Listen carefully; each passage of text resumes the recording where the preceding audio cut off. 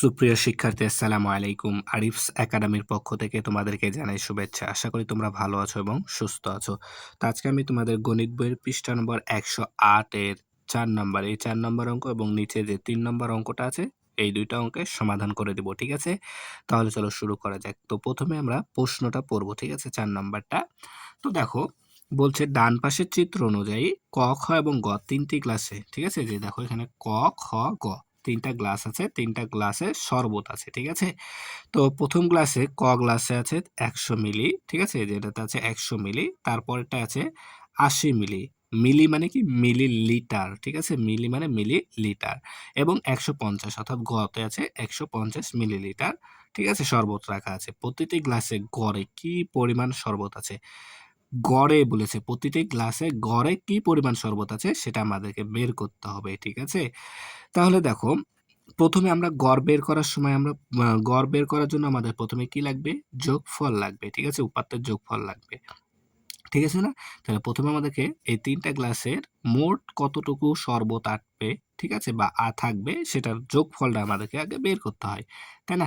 তাহলে চলো দেখো, এখানে আমাদের করে দেওয়াই আছে। তো দেখো বলছে আমরা যদি ৩ টি গ্লাসের শরবত একসঙ্গে করি, ঠিক আছে? অর্থাৎ আমরা এখানে লিখতে পারি ৩ টি গ্লাসের শরবতের যোগফল। ঠিক আছে? তাহলে প্রথম গ্লাসে আছে আমাদের ১০০, তাহলে আমরা এখানে লিখে দেব ১০০। তারপরে আছে ৮০ মিলিলিটার, ঠিক আছে? এরপরে আছে আমাদের ১৫০ মিলিলিটার। ঠিক আছে না?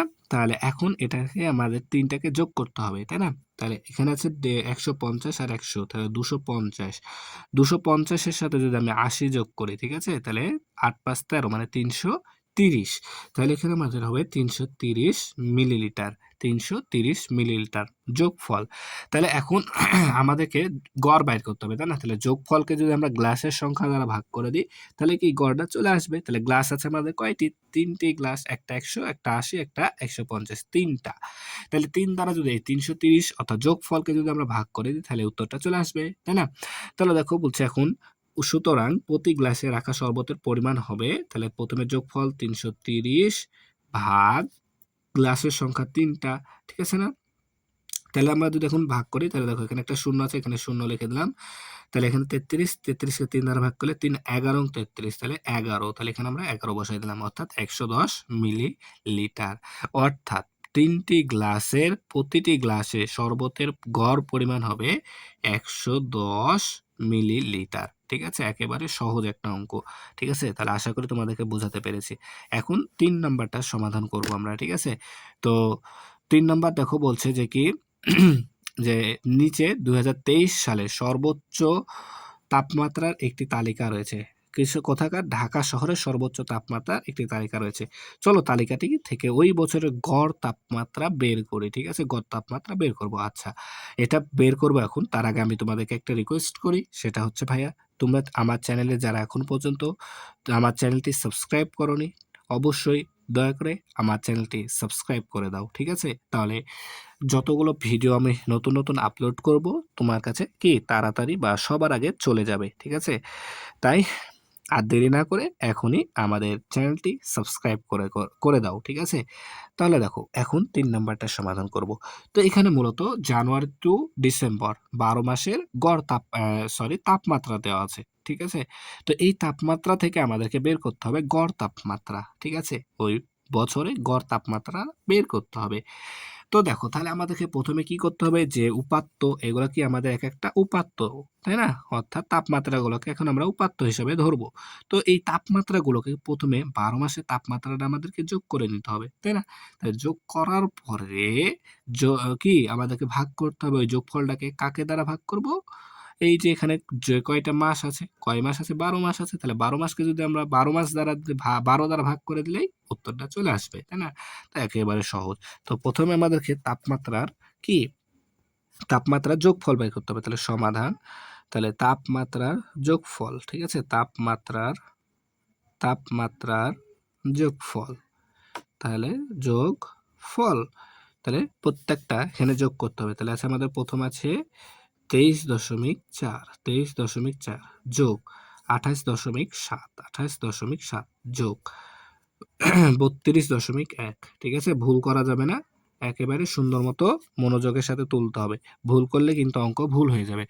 এরপর তাহলে 33.5 33.5 যোগ 33.4 33.4 যোগ 32.6 32.6 যোগ 32.3 32.3 যোগ 31.1 তারপর যোগ 32.4 32.4 যোগ যোগ 32.4 যোগ 32.7 যোগ 29.7 যোগ 25.0।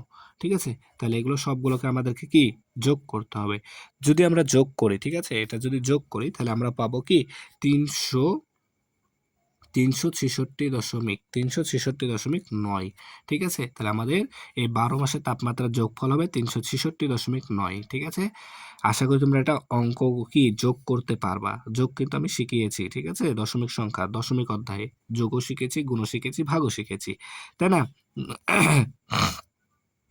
সরি, তাহলে দেখো এখন আমরা যোগফল পেয়ে গেলাম তাপমাত্রা। তাহলে তাপমাত্রা এখন গড় তাপমাত্রা বের করতে হবে। তাহলে অতএব গড় গড়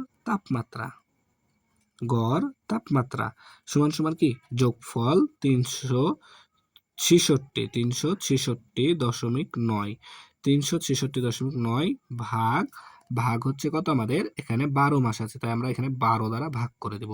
ঠিক আছে? তাহলে 366.9 ভাগ 12। তাহলে যদি আমরা ভাগ করি, ঠিক আছে, এটাকে যদি আমরা ভাগ করি তাহলে আমাদের ভাগফল আসবে জানো কত? 30.575 30.575। ঠিক আছে? এই ভাগ কিন্তু আমরা শিখেছিলাম দশমিক ভগ্নাংশে। ঠিক আছে? তাহলে 30 দশমিক, সরি এখানে ইংরেজি হয়ে গেছে, এটা হবে 3। তাহলে 30.575। ঠিক আছে? এটাই হচ্ছে উত্তর। তাহলে আশা করি তোমাদেরকে আমি অঙ্ক 2টা বুঝাতে পেরেছি। ঠিক আছে? তাহলে আজকে এ পর্যন্তই। ভিডিওটি ভালো লাগলে অবশ্যই লাইক, কমেন্ট, শেয়ার করতে ভুলবেন এবং পরবর্তী ভিডিও সবার আগে পেতে আমাদের চ্যানেলটি সাবস্ক্রাইব করে রাখো। আল্লাহ হাফেজ। আসসালামু আলাইকুম ওয়া রাহমাতুল্লাহ।